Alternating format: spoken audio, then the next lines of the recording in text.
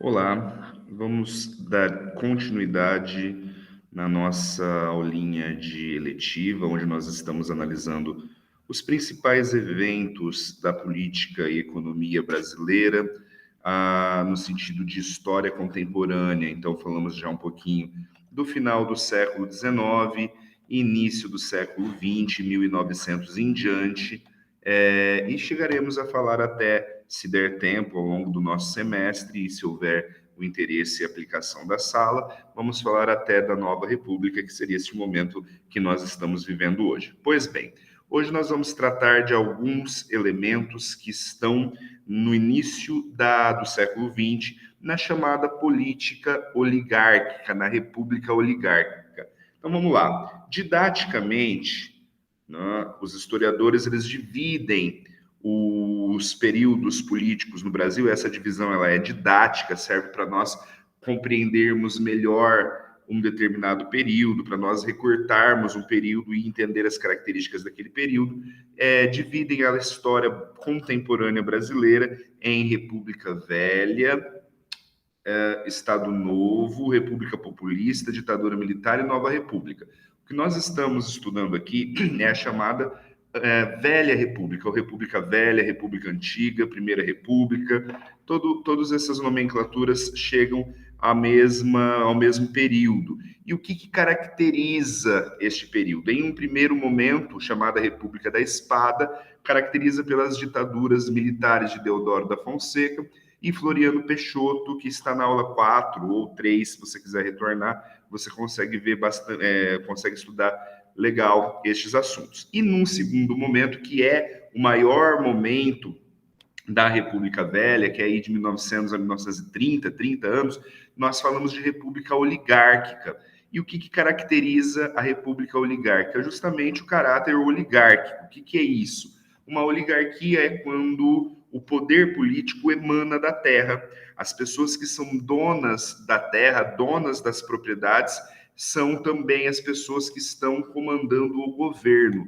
E no caso da República Oligárquica, nós estamos falando dos barões de café. Os barões de café, que era o maior produto de exportação do Brasil, que girava a economia do Brasil, nós não podemos falar ainda em industrialização, não fala-se em industrialização no Brasil antes de Getúlio Vargas, na década de 30, era que gerava a economia e, portanto, a política do Brasil.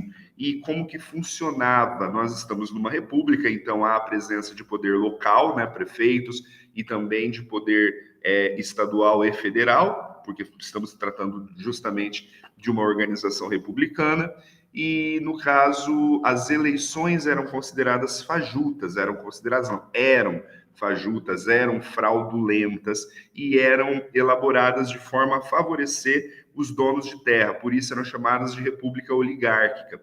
Bom, como que funcionava? Em nível municipal, nós estamos tratando de uma época em que o Brasil tinha aí uma abolição de escravatura muito próxima, 1888, uma migração italiana, como nós já vimos, enchendo as fazendas do Caminho do Café, São Paulo, Rio de Janeiro, Paraná, Minas Gerais, e 70% da população do Brasil dependia do campo, do trabalho no campo. E os poderes locais, que seriam os prefeitos, eles dominavam esses trabalhadores do campo, juntamente com os donos de fazenda, formando os chamados currais eleitorais. Nesta época, o voto ele era aberto, ele era declarado, todo mundo sabia para quem a pessoa votava. Então, funcionava da seguinte forma: o dono de fazenda obrigava seus empregados a votarem no candidato de sua escolha. O dono das terras é que escolhia o prefeito, bem dizer, obrigando seus empregados a partir da violência, a partir das ameaças de se mandar embora, a partir enfim, violência tanto psicológica quanto física mesmo, obrigavam esses donos, chantagem, né? Obrigavam essas pessoas, esses empregados de fazenda a votarem no candidato do patrão, do dono de terra, do barão de café. Esta forma de política municipal é conhecida como voto do cabresto, como se estivesse trazendo a pessoa num cabresto para votar.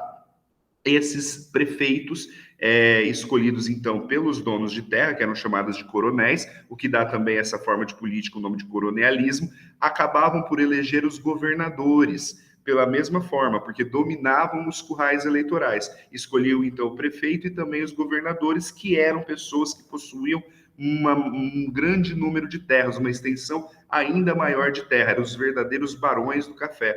E estes grandes donos de terra acabavam, então, por patrocinar e por estar muito próximo aos governadores e serem, né, os próprios governadores, donos de terra. E para uma melhor organização que visava o lucro pessoal dessas pessoas, o lucro pessoal dos barões de café, entraram-se em conluio, todos aqueles em combinado, em falcatrua, todos aqueles que faziam parte da política estadual e combinaram que entre eles escolheria-se o voto para presidente. Dessa forma, os governadores tinham mais poder ou igual poder ao presidente, essa chamada política dos governadores. E ainda mais para uma organização que não houvesse competitividade entre esses grupos de donos de terra que faziam parte dos governos estaduais, eles combinaram entre eles que iriam revezar. Um mandato seria um presidente mineiro, um outro mandato seria um presidente paulista, sendo esses dois estados os estados mais fortes da economia brasileira, convertendo assim a chamada política do café com leite, chamada assim por conta dos produtos econômicos. Café em São Paulo, o leite em Minas Gerais, então essa alternância de poder entre Minas Gerais e São Paulo, a política do café com leite. Dessa forma, a política inteira era organizada e visava o benefício dos barões de café. Por exemplo, a criação do Convênio de Taubaté, que era ali um convênio apoiado pelo governo que comprava o café, muitas vezes queimava esse café simplesmente para controlar preço. Então, o Estado, a política era usada simplesmente em benefício dos grandes donos de terra, dos grandes barões de café, por isso era uma república oligárquica. Havia grupos que iam contra os barões de café, pouquíssimos. Povo não, né? Nós estamos falando do momento em que a população massa é rural, está muito longe da participação política efetiva, mas os militares eram grupos que muitas vezes se opunham à república oligárquica, aos cafeicultores, inclusive o exército sempre foi um grupo de participação política desde a Guerra do Paraguai, então você pode contar com o exército sendo uma oposição política e algumas elites urbanas, algumas classes médias urbanas em São Paulo e Rio de Janeiro. Mas basicamente a política era formada entre os chamados casacas, que eram os barões de café, eram chamados desse jeito que normalmente vestia-se aquelas casacas, aqueles ternos maiores, aqueles sobretudos de época, e os fardados, que eram os militares. E hoje nós vamos ver os abalos e o declínio desta forma de governo no Brasil, começando então pelo governo de 1906 a 1910, que é o governo do presidente Afonso Pena. Afonso Pena, ele foi um dos grandes nomes que fortaleceu o Convênio de Taubaté. Ele levou o Convênio de Taubaté para fora de São Paulo e Minas Gerais e nacionalizou. Ele, então, transformou o Estado numa enorme máquina de criar benefícios para donos de terra no país inteiro, aumentando assim a dívida externa e interna, aumentando a inflação e a concorrência externa. Em outras palavras, levou ao máximo a capacidade do Estado em comprar café e beneficiar os grandes barões de café. O resultado disso é a formação de uma elite que está sendo privilegiada, que está muito bem, obrigado, enquanto a população, principalmente a população do campo, está na miséria. E também nas periferias de grandes cidades, como era o caso do Rio de Janeiro, uma cidade altamente populosa neste século e capital do Brasil também. A crise econômica interna é fortíssima e o Afonso Pena ele não termina o mandato, ele morre de pneumonia, gerando problemas de sucessão. O Afonso Pena, ele era mineiro, o seu vice Nilo Peçanha era do Rio de Janeiro, era fluminense, e ele assume e cuida da questão sucessória. No entanto, agora era a vez de um mineiro na presidência.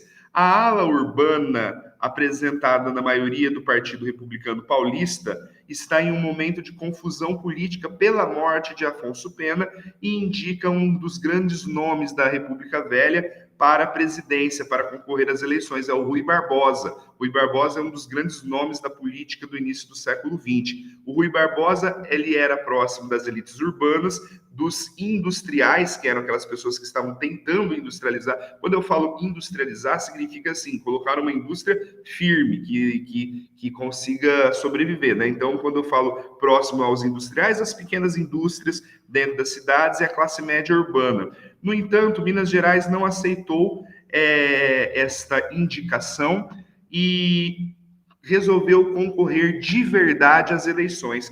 Então, como era a vez de um mineiro assumir, e o Partido Republicano, os partidos eram o Partido Republicano Paulista e o Mineiro, né, Partido Republicano Mineiro, que disputavam a política. No caso, era o combinado que um mineiro assumisse. No entanto, São Paulo deu a entender que eles concorreriam uma eleição de verdade, porque o candidato deles não era próximo às elites agrárias, não era próximo aos barões de café, mas sim próximo da classe média urbana e daquelas pessoas que viviam na cidade. Então, Minas Gerais falou, este candidato ali não vai concorrer de verdade, porque ele não está representando os interesses dos barões de café, mas sim os interesses dos industriais paulistas. Então, vamos apontar alguém que concorra de verdade. Qual foi a escolha? Uma pessoa de um grupo já de oposição, um militar, Hermes da Fonseca. Então, nós temos aqui, 1910, uma eleição verdadeira. Esse é o primeiro abalo da política do café com leite, né? O primeiro momento em que a política do café com leite ameaça dar uma azedada, e nós temos a concorrência do Rui Barbosa e uma campanha civilista contra militar, no 1910, contra o Hermes da Fonseca, e o Hermes da Fonseca, que era um militar, vence as eleições. Nós temos, então, um militar no poder desde Floriano Peixoto e Hermes da Fonseca, 1910 a 1914. Dentro das políticas de Hermes da Fonseca, nós temos a principal delas a chamar a política de salvação.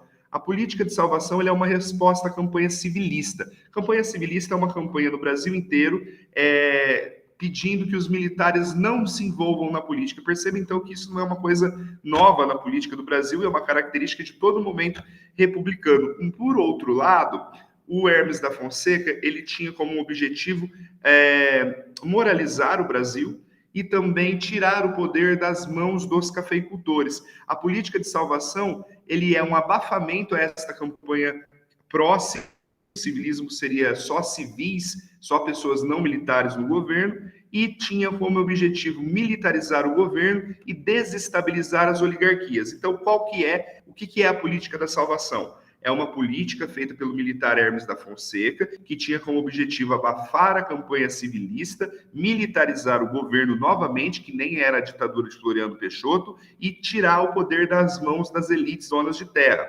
Não funcionou porque as Forças Armadas, no geral, não apoiaram o Hermes da Fonseca. E também ele não tinha assim, um apoio econômico muito grande, porque o dinheiro mesmo estava na mão dos produtores de café, que era justamente o alvo da política de salvação.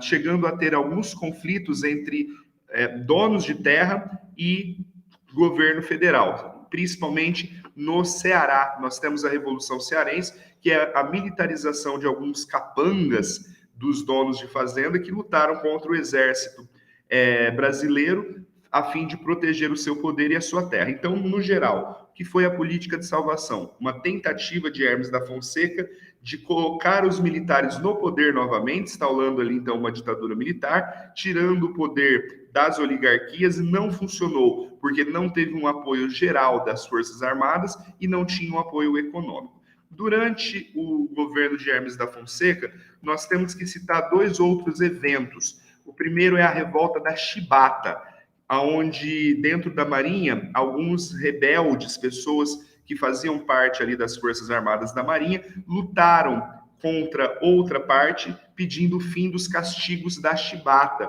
principalmente pessoas negras. Muitas pessoas negras faziam parte da Marinha e eram castigados por próprio costume cultural a partir da chibatada. Então foi uma revolução interna da Marinha pedindo o fim das chibatas como castigo. E nós temos aí a maior parte dos rebeldes que lutaram por essa causa como pessoas negras, que eram as principais vítimas do castigo da chibata, inclusive costume herdado da escravidão. E o líder desta revolta foi João Cândido, conhecido como o Almirante Negro. Tem até aquela música, né? Conhecido como o Navegante Negro, tinha dignidade de um mestre-sala. Está falando então desta revolta. Então é um conflito armado dentro da Marinha e que tem como consequência até uma vitória, a regulamentação dos castigos e o fim das chibatas, e uma anistia, que é um perdão. Só que a anistia não é cumprida e muitos dos revoltosos são punidos, e há ali uma valorização muito grande da Marinha por conta de que isso foi publicado na mídia como uma profissionalização da Marinha. Então, o resultado desta revolta interna é justamente o fim dos castigos dentro da Marinha e uma valorização, uma profissionalização da Marinha, que nesta época era chamada Armada. Já a Guerra do Contestado é um conflito gerado por conta da miséria e da exclusão civil, a exclusão das pessoas mais pobres de participar do governo, de participar das produções. Nós temos então uma região entre o Paraná e a Santa Catarina ocupada por rebeldes, ocupada por pessoas que faziam parte do povo e se armaram e contestaram aquela localidade. Por isso chamou de contestado. Falou, de quem que é esta terra? Por que não pode ser nossa? Por que nós não podemos produzir aqui, já que nós passamos fome? Então, temos ali a região do contestado. Este evento tem o caráter messiânico, que é justamente o fato do líder da revolução ser um líder religioso, comparado a alguma coisa como Jesus Cristo, alguma coisa mais santificada, algum elemento mais santificado, e neste caso é o Zé Maria Agostinho, e ele foi então um líder religioso, ele era um monge que foi capaz de organizar pessoas que invadiram esta terra e tomaram esta terra para si. É muito importante comparar o contestado com Canudos, do Antônio Conselheiro, que foi também um líder messiânico que dominou lá Canudos numa década antes. E é também interessante pensar que o Canudos foi, assim como o contestado, foi considerado uma revolução pró-monarquia, e esta foi o motivo que fez com que os federais, o governo federal mandasse tropas ali. Então, a Guerra do Contestado dura de 1912 a 1916 e basicamente é o exército brasileiro lutando contra uma organização de povo, uma organização de pessoas camponesas lideradas por um líder messiânico e que contestavam a posse de terra para sua subsistência. Foram todos eliminados e esta guerra foi praticamente um massacre por parte do governo federal contra esta população que contestava a terra. Bom, nós temos Venceslau Braz, de 1914 a 1918, que retomou a política do café com leite, retomou a política dos governadores, deixando para trás os primeiros abalos, que foi o Hermes da Fonseca. E nós temos aí, neste período, a Primeira Guerra Mundial, onde nós temos uma participação modesta do Brasil, fechamento dos portos, uma crise econômica, porque a Europa parou de comprar café para investir em guerra. Nós temos um pequeno surto industrial. Veja, surto industrial, né? Não é uma industrialização. É localidades que se industrializam no ABC paulista, principalmente, em 1917, uma vez que nós não temos leis trabalhistas, nós temos a formação da classe operária, greves em 1917, no ABC paulista, e a epidemia de gripe espanhola. Então, esses eventos aqui, durante o governo de Venceslau Braz, é importante que você lembre e saiba dele. Bom, entendendo esses primeiros abalos da República Oligárquica, nós vamos para o segundo momento da aula, que é para falar do declínio da política do café com leite, do declínio da política dos governadores. Nós temos, então, pós Primeira Guerra Mundial, o auge econômico das oligarquias. A partir do fim da Primeira Guerra Mundial, a Europa passa a ser uma enorme compradora de café e nós temos um enriquecimento brutal dos donos de fazenda. Então, nós temos uma desigualdade social muito grande. Existe uma grande diferença entre as pessoas que possuíam terra muito ricas, com muito privilégios, enquanto as pessoas que eram do campesinato viviam em estado de miséria. E nós temos em 1919 o governo de Epitácio Pessoa e chegamos ao ano de 1922. 1922 é um daqueles anos, como 2013 foi na Nova República, que acontecimentos mudam a cara da política meio que eternamente, assim, né? A gente chama do ano que não termina, porque os seus eventos são sentidos ao longo de muito tempo. E 3 eventos aconteceram em 1922 que vão contribuir para a crise do poder do café com leite, do fim da Velha República. O primeiro deles é a chamada Revolta dos 18 do Forte de Copacabana, que é um evento que acontece no Rio de Janeiro, onde se tem clubes militares, organizações militares que são muito descontentes com a política do café com leite, porque entendem corretamente nesse sentido, que a política de café com leite era uma política corrupta que favorecia apenas os donos de terra. E um descontentamento muito grande com essa política levou um desprezo muito grande por parte do Exército para com o Arthur Bernardes, que respondeu muito fortemente, proibindo alguns eventos dos militares, proibindo algumas fundações, até que se fecha o clube militar no Rio de Janeiro e leva o Hermes da Fonseca preso, simplesmente por contestar o governo de Arthur Bernardes.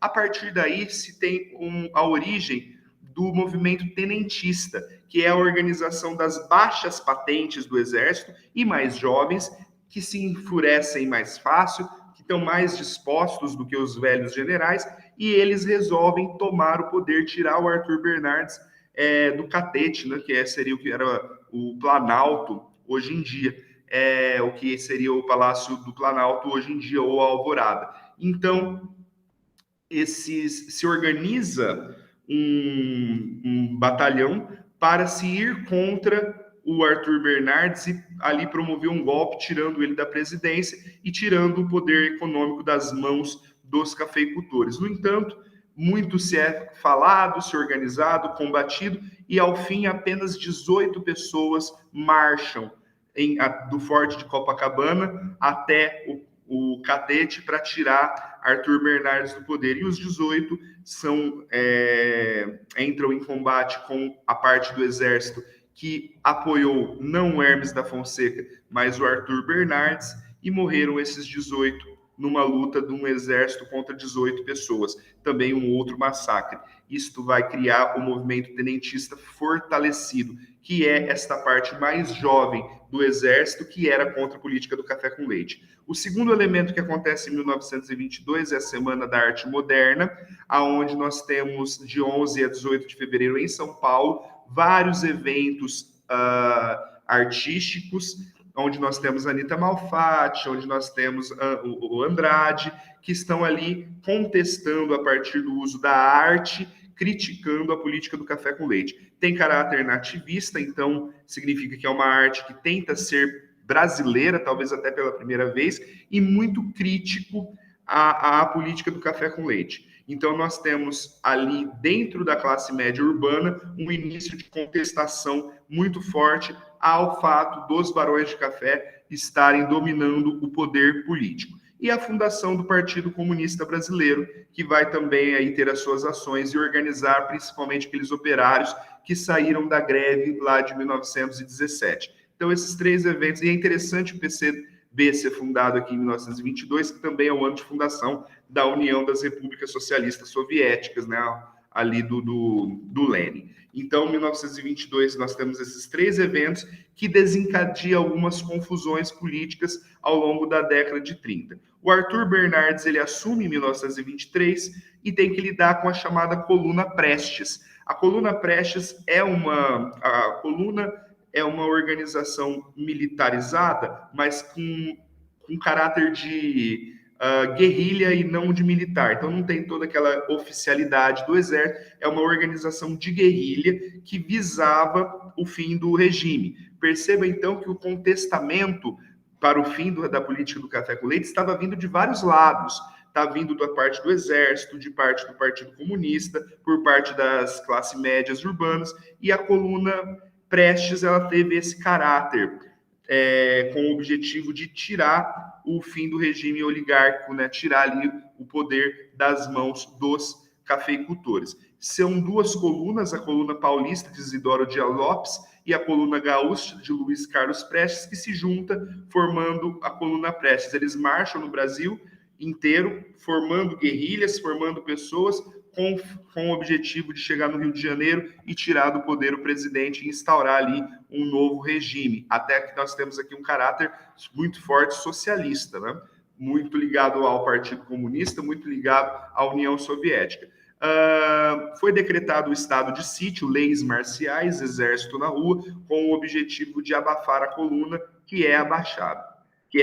Então você tem aí um novo conflito interno dentro do Brasil. E em 1926 nós temos o governo de Washington Luiz e que suspende o estado de sítio, abafando a coluna Prestes e proclama a lei celerada. Como a coluna Prestes tinha um caráter comunista, como o Partido Comunista se via muito apoiado pela União Soviética, parecia assim uma ameaça real, e era, né, uma ameaça real comunista ao governo brasileiro, coloca a chamada lei celerada, que é uma espécie de macartismo, que também era uma lei que nos Estados Unidos que promovia a perseguição aos comunistas. Então a lei celerada, ela é uma lei que permite legalmente a perseguição aos comunistas, ela que abafa a coluna Prestes e ela que promove algumas políticas de reforma monetária,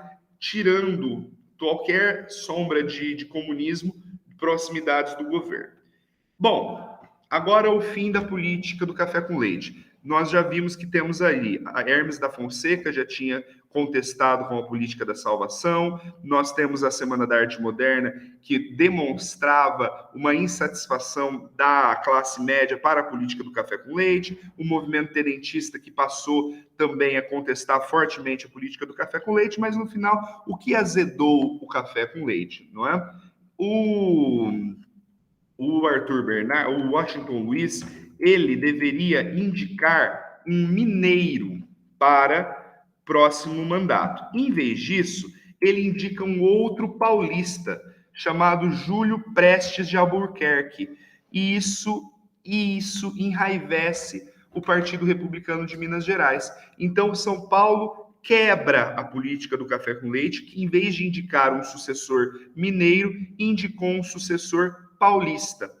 Para resolver esse problema, novamente Minas Gerais concorre às eleições seriamente. No entanto, sabendo que iria uma grande possibilidade de perder, Minas Gerais faz aliança com outros estados, dentre os principais dele, Rio Grande do Sul e Paraíba. E aí eles lançam a chamada Aliança Liberal. A Aliança Liberal visava concorrer às eleições em 1930 de forma séria, a quebrar a política do café com leite, de forma assim verdadeira, no sentido de competição. Então eles colocam o Partido Mineiro coloca um gaúcho do Rio Grande, alguém do Rio Grande do Sul como presidente, chamado Getúlio Vargas, e o seu vice, um paraibano, João Pessoa. E há ali, então, as eleições entre Júlio Prestes por São Paulo e Getúlio Vargas pela Aliança Liberal, representando Minas Gerais, Rio Grande do Sul e Paraíba.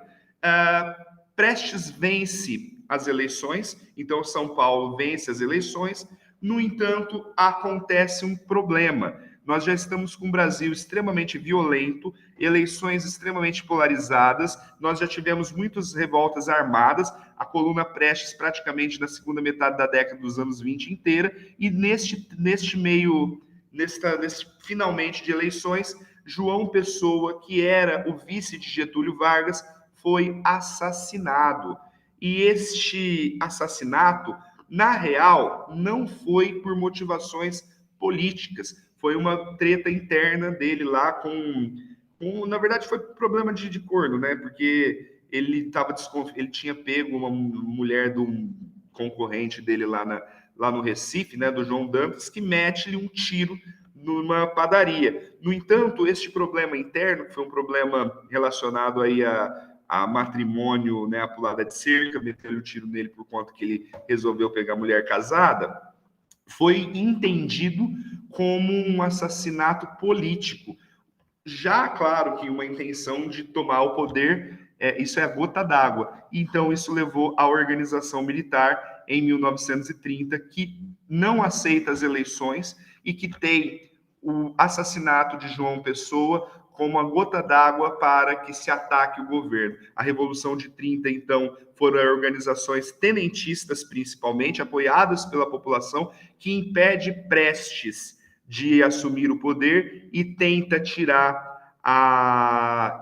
consegue tirar o poder do café com leite e dá a Getúlio Vargas. Então, o que acontece? Vamos repassar. A Revolução de 30 é o seguinte: Prestes vence as eleições, no entanto, há um assassinato de João Pessoa, vice de Getúlio Vargas. Isso foi a gota d'água de toda uma crítica que estava sendo feita ao governo ao longo dos últimos 30 anos e foi entendido como um problema político. Este assassinato fez com que os tenentistas que já estavam organizados e já estavam com sentimento de guerra, né, sentimento beligerante, se organizassem e marchassem até o Rio de Janeiro, impedindo